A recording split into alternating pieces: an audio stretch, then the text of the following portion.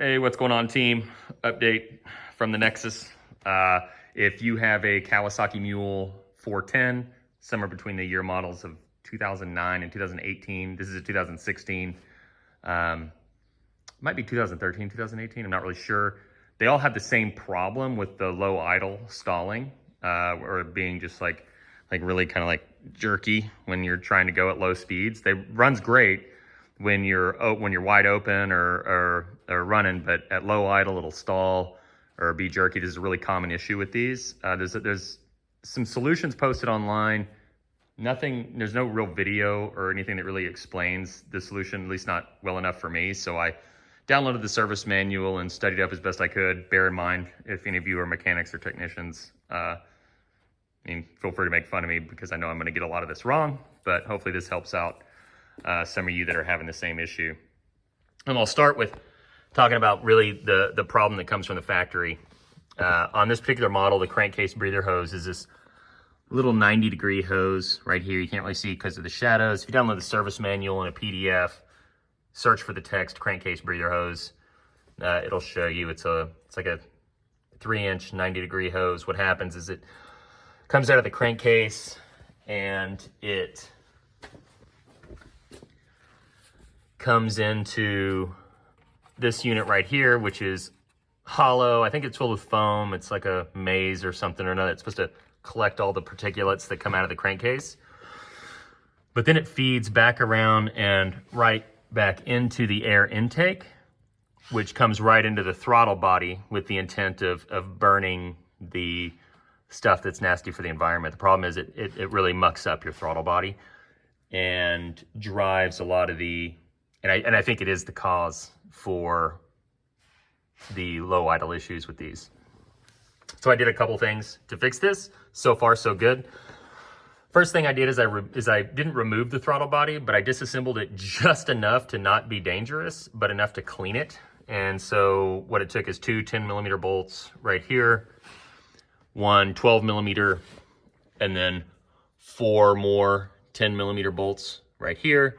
And then there's a little screw clamp on the air intake. You just loosen that and pop this off, stuff a clean rag in there so you don't drop anything in it. And once you pop off these 4 bolts and these 2 bolts right here and these 2, you'll be able to pop this off, slide this part of the throttle body open, spray carb cleaner in there. You will then be able to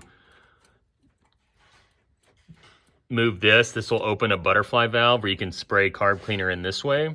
And then this whole unit, when it's loose, will slide this way. You can spray carb cleaner in there, clean it up as best you can, reassemble it back together. Next part is to remove this piece, which fits right here. It's just a few bolts, take it off. We're still gonna remain EPA friendly, but we don't need that. We're gonna delete that part of the system. What I've done is I've rerouted the crankcase breather hose into a universal oil catch can. If you search that on Amazon, it was maybe 30 bucks, 34 bucks. And I have it routing, the crankcase breather is routing in here. Got a little dipstick in here. There's some mesh that comes with this unit, and you stick it in there. It'll catch all the debris. The oil will vent in there, and then anything else will come out this little filter. This is temporary. What I'm gonna do, just this setup is temporary. I want to confirm that it worked, and indeed it does, but I'm gonna move this filter up top right here, put another hose right there that goes right back into the intake, so then it's 100% EPA friendly. I think this is, but I just wanna be sure, so outside of the shop, I'm not gonna run it like this. Super simple fix. I took a picture before I got to work. I didn't even need it. But if you have these and you're experiencing this issue, this is going to be a surprise to you. And it's a 100% cold start. You can't feel it, but it's not even warm.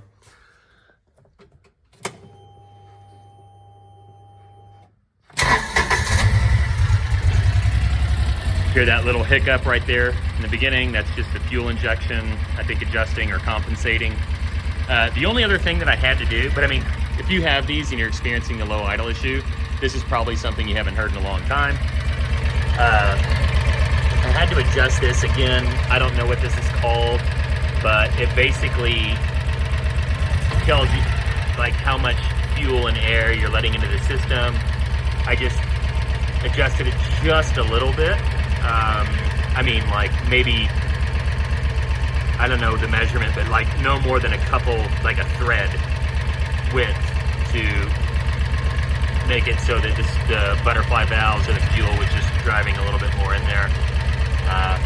But check it out, runs smooth. My lovely assistant here. What was it like driving it before? Before, it was like driving maybe like an old car that their wheels are popped. How so? Because it's just, whenever before, it was like, if you went a little bit slow, it was jerky. It was like, What would happen if you took your foot off the fuel? you took your foot off the fuel and started using the brakes for like maybe going down a hill, it would just turn off. And you didn't even do anything, it would just turn off, so then you would have to start it up while you're going down a hill, which isn't that stressful as long as you use the brakes, but it's still just like... What would happen if you and your brother were changing drivers? We were changing... Like if you stopped, what would happen? Like if we stopped, then it would turn off in like 2 seconds. Yeah. How much better is it driving now? Now it's like driving a modern car. Probably not because we go on like hilly stuff and the wheels, but it's like driving way better. It doesn't jerk anymore, and it doesn't turn off whenever you're going downhill, and if in between little breaks, like moving a stick out of the way or something, it won't turn off. There you have it.